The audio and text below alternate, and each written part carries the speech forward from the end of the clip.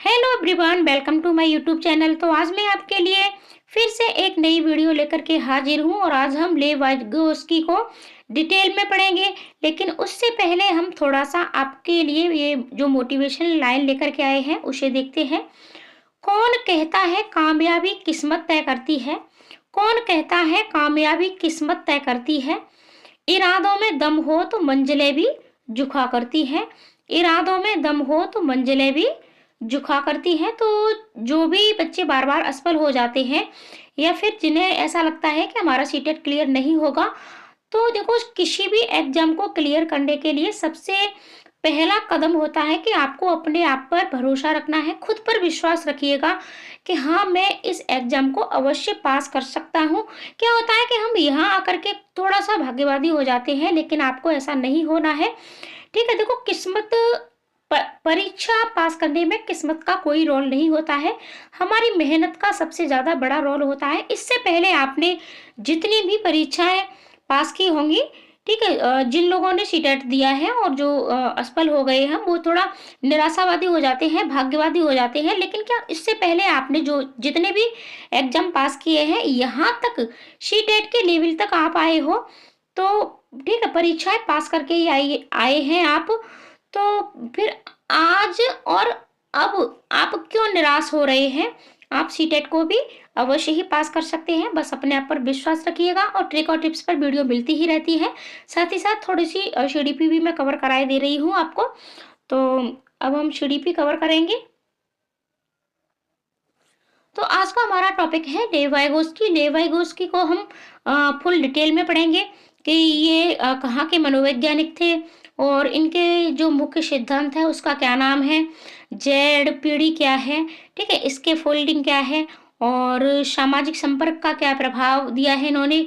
साथ ही साथ वाइगोस्की और पियाजे में अंतर, यहाँ से प्रश्न आपके सीटेट हो, यूपी टेट हो, कोई भी एग्जाम हो, अवश्य ही पूछे जाते हैं।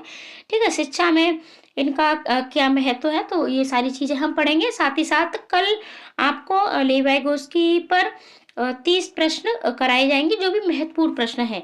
तो चलो शुरुआत करते हैं हम।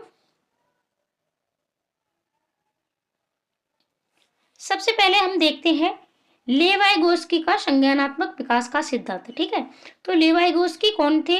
लेव वाइगोस्की एक प्रसिद्ध रूसी मनोवैज्ञानिक थे जिन्होंने सामाजिक सांस्कृतिक, ठीक है, सिद्धांत दिया। इनके सिद्धांत का क्या नाम था? सामाजिक सांस्कृतिक सिद्धांत। देखो कभी कभी क्या होता है कि ये आपको सामाजिक सांस्कृतिक संज्ञानात्मक विकास का सिद्धांत के नाम से भी मिल जाता है। ये आपको सामाजिक संज्ञानात्मक विकास के सिद्धांत के नाम से भी मिल जाता है, या फिर संज्ञानात्मक सामाजिक, यानी इनके सिद्धांत में आपको सामाजिक अवश्य मिलेगा। संज्ञानात्मक विकास का सिद्धांत आपका किसने दिया है? जीन पियाजे ने दिया है। लेकिन जहां भी बात समाज और संस्कृति की हो जाए तो ये आपके लेव वाइगोस्की हो जाते हैं। उनका मानना था कि बच्चों का संज्ञानात्मक विकास सामाजिक संपर्क और संस्कृति पर निर्भर करता है। यानी लेव वाइगोस्की का क्या मानना था कि बच्चों का जो संज्ञानात्मक विकास है वो किस पर निर्भर करता है? तो सामाजिक संपर्क, यानी बच्चा जितने समाज में रहता है उसके समाज का जो माहौल होता है, उसके समाज के जो लोग जितने विकसित होते हैं, बच्चा भी उतना ही विकसित होता है। जिसकी संस्कृति जितनी विकसित होती है, बच्चा भी उतना ही विकसित होता है। तो यानी इन्होंने बच्चे के संज्ञानात्मक विकास हो, चाहे उसका, ठीक है, शारीरिक विकास हो, तो इस सब पर किसका प्रभाव पड़ता है ज्यादा? तो इस सब पर ज्यादातर प्रभाव उसके समाज का पड़ता है, ऐसा लेव वाइगोस्की मानते हैं। अब बात कर लेते हैं इन्होंने जो मुख्य सिद्धांत दिए हैं। तो सबसे पहला सिद्धांत है इनका जोन ऑफ प्रॉक्सिमल डेवलपमेंट, इसको जेड पीढ़ी के नाम से जाना जाता है। अब जेड पीढ़ी कहते किसे हैं? जेड पीढ़ी क्या है आपका? जोन ऑफ प्रॉक्सिमल डेवलपमेंट क्या है?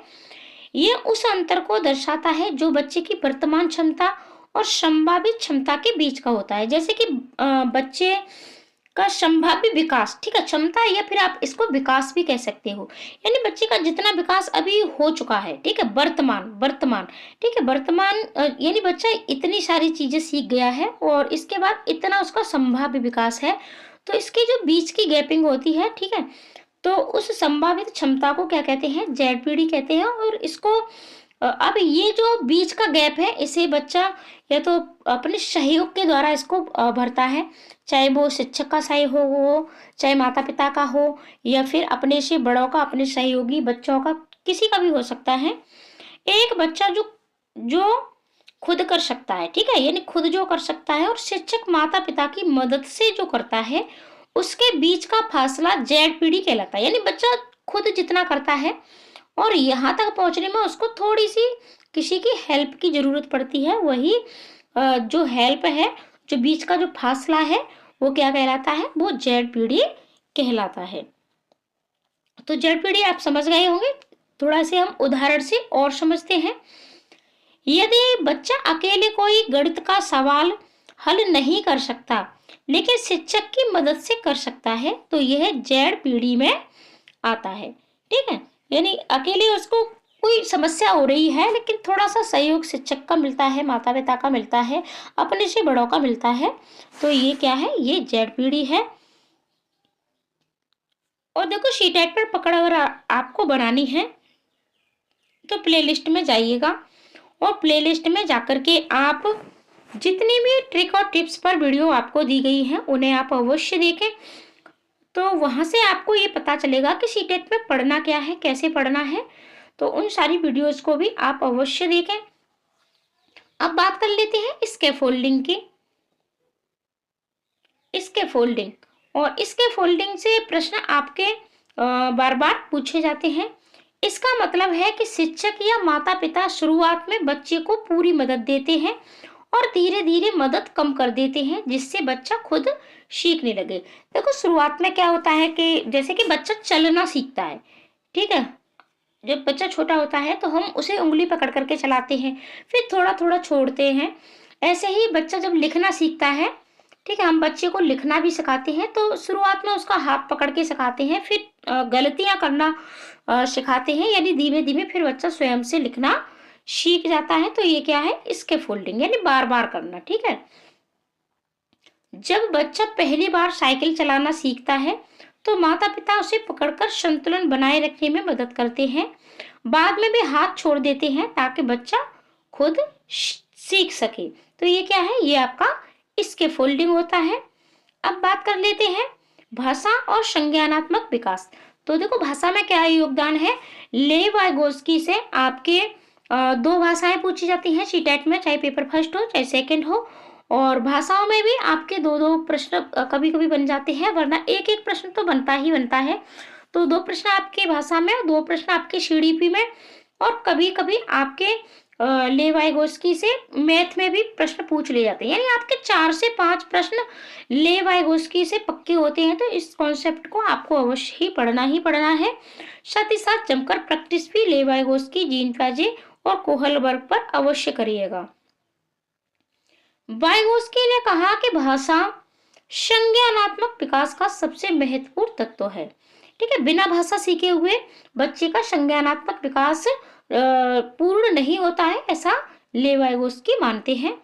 बच्चे पहले दूसरों की नकल करते हैं और फिर आत्मभाषण का उपयोग करते हैं, यानी जैसे कि बच्चा शुरुआत में जब भी बोलता है भाषा में, ठीक है, तो क्या करता है, जैसे कि दूसरों की नकल करता है, और इसी तरीके से बच्चे भाषा सीखते हैं। फिर प्राइवेट स्पीच यानी आत्मभाषण, निज भाषण भी इसको कह सकते हैं आप, निज वॉक भी कह सकते हैं।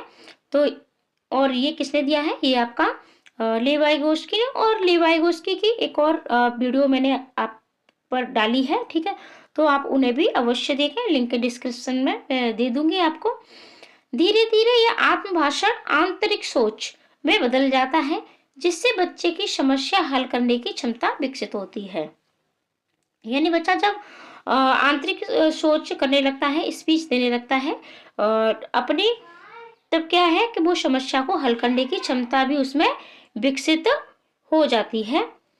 अगला पॉइंट है सामाजिक संपर्क का प्रभाव। बच्चों का विकास अकेले नहीं होता बल्कि वे समाज और संस्कृति से सीखते हैं। लेव वाइगोस्की का कहना है कि बच्चों का विकास अकेले नहीं होता है, इसमें समाज और संस्कृति से बच्चे सीखते हैं, इनका प्रभाव पड़ता है।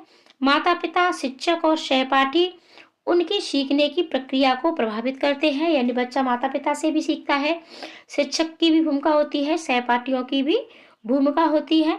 यदि कोई बच्चा किसी खेल में नियम नहीं समझता तो बड़े बच्चे उसे समझाते हैं और इस तरह वह नया ज्ञान अर्जित करता है। अब बात कर लेते हैं वाइगोत्स्की और पियाजे में अंतर। तो देखो, सीखने की प्रक्रिया की बात कर लेते हैं। तो सीखने की प्रक्रिया में वाइगोत्स्की का क्या मानना है? वाइगोत्स्की का मानना है कि सामाजिक और सांस्कृतिक संपर्क पर निर्भर है। यानी बच्चा कैसे सीखता है? तो बच्चे यानी अपने समाज और संस्कृति की भूमिका पर निर्भर करता है। लेकिन पियाजे का कहना है कि व्यक्तिगत अनुभव पर निर्भर, यानी बच्चा स्वयं एक ना वैज्ञानिक है, अपने अनुभव से बच्चा सीखता है। दूसरों ने क्या बताया है उससे बच्चे का संज्ञानात्मक विकास कम होता है। लेकिन बच्चा जब स्वयं उस चीज को करके सीखता है, ठीक है, स्वयं अनुभव करता है, ऐसा पियाजे कहते हैं। अगला है भाषा की भूमिका। तो भाषा संज्ञानात्मक विकास को प्रभावित करती है। लेवाइगोस्की का मानना है कि भाषा भी बच्चे को जो संज्ञानात्मक विकास क्या है? संज्ञान का अर्थ होता है जानना, ठीक है, और भाषा संज्ञानात्मक विकास का एक परिणाम है। जीन पियाजे का मानना है कि भाषा क्या है? यानी जब हमारा संज्ञानात्मक विकास हो जाता है तो भाषा हमारी स्वतः ही परिपक्व हो जाती है, ऐसा जीन पियाजे का मानना है। सीखने में सहायता, इसके फोल्डिंग और शिक्षक की भूमिका अहम है और बच्चे खुद प्रयोग करके सीखते हैं। सीखने की गति समाज और शिक्षक पर निर्भर एक निश्चित क्रम में होता है। इन्होंने एक क्रम दिया है कि 2 से, ठीक है, 0 से 2 वर्ष तक का बच्चा क्या सीख सकता है, ठीक है, और फिर आपका 2 से 7, 7 से 11, फिर 11 से ऊपर। इन्होंने 4 चरण बताए हैं संज्ञानात्मक विकास के और जीन पियाजे पर वीडियो दी जा चुकी है, उन्हें आप अवश्य देखें और प्लेलिस्ट में जाइएगा, वहां आपको सारी वीडियोस मिल जाएंगी। शिक्षा में वाइगोत्स्की के सिद्धांत का महत्व, बच्चों को समूह में सीखने के ज्यादा से ज्यादा आपको अवसर देने हैं। शिक्षक को जड़ पीढ़ी का ध्यान रखकर पढ़ाना चाहिए, यानी बच्चे को हेल्प करनी है, बच्चा स्वयं से सीखे, लेकिन जहां बच्चा अटकता है वहां आपको उसकी मदद करनी है। बच्चों को सक्रिय रूप से बातचीत और चर्चा करने के लिए प्रेरित करना चाहिए। आपका बच्चा सक्रिय होना चाहिए। कठिन विषयों को पहले गाइडेंस के साथ सिखाना चाहिए और बाद में उन्हें खुद सीखने देना चाहिए। और ये क्या है? ये आपका स्कैफोल्डिंग कहलाता है। और निष्कर्ष है आपका कि वाइगोत्स्की का मानना था कि बच्चे का दिमाग समाज और संस्कृति से प्रभावित होता है। उन्होंने ये भी कहा कि सीखना एक सामाजिक प्रक्रिया है जिसमें शिक्षक और सहपाठियों की भूमिका बहुत महत्वपूर्ण होती है। तो अगली वीडियो आपको लेवाइगोत्स्की पर प्रैक्टिस कराई जाएगी। कम से कम हम 30 से 40 प्रश्नों को सॉल्व करेंगे जो बार बार एग्जाम में पूछे जाते हैं। तो चैनल पर बने रहें, वीडियो को ज़्यादा से ज़्यादा शेयर भी कर दें और अपना प्यारा सा छोटा सा एक कमेंट भी अवश्य करें। वीडियो को ज़्यादा से ज़्यादा लाइक भी कर दें। मिलते हैं अगली वीडियो में, आज के लिए इतना ही। धन्यवाद।